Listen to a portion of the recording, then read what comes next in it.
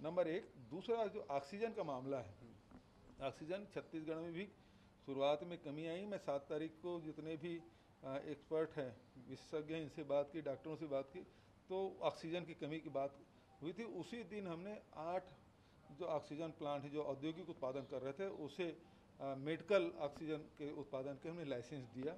और आज छत्तीसगढ़ में 27 यूनिट है जो ऑक्सीजन उत्पादन कर रहे हैं, 2 लिक्विड ऑक्सीजन उत्पादन कर रहे हैं। कुल मिला के हमारे यहाँ प्रतिदिन उत्पादन होने वाले ऑक्सीजन है 388.88 मीट्रिक टन उत्पादन हो रहा है। छत्तीसगढ़ में अभी 160 मीट्रिक टन खपत हो रही, बचत दूसरे राज्यों में जा रहा है, कहीं कोई रिकावट नहीं हुई। लेकिन उसी समय हम लोगों ने निर्णय किया था कि 80% ऑक्सीजन हम मेडिकल ऑक्सीजन के रूप में उत्पादन करेंगे। 20% चूँकि छत्तीसगढ़ में स्टील प्लांट है, तो स्टील प्लांट में बिना ऑक्सीजन के चलता नहीं।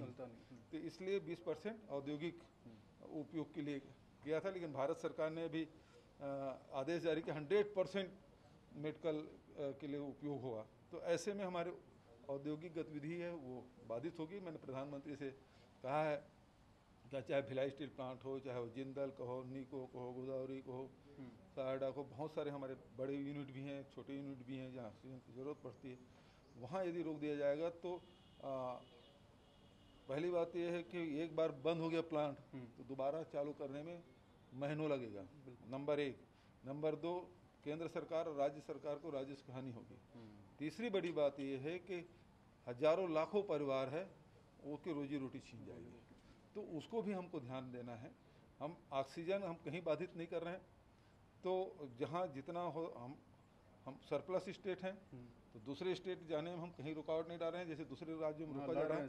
मैंने प्रधानमंत्री से कहा कि जब हम अपने राज्य में ऑक्सीजन जाने से नहीं रोक रहे हैं, तो हमारे यहाँ भी जो जीवन रक्षक दवाइयाँ हैं, चाहे रेमडेसिविर हो चाहे और दूसरे जीवन रक्षक दवाइयाँ हैं, वो भी हमारे यहाँ पहुँचना चाहिए समय पे, और जितनी मात्रा में हमको आवश्यकता है उसके उतनी मात्रा में हमको मिलनी चाहिए।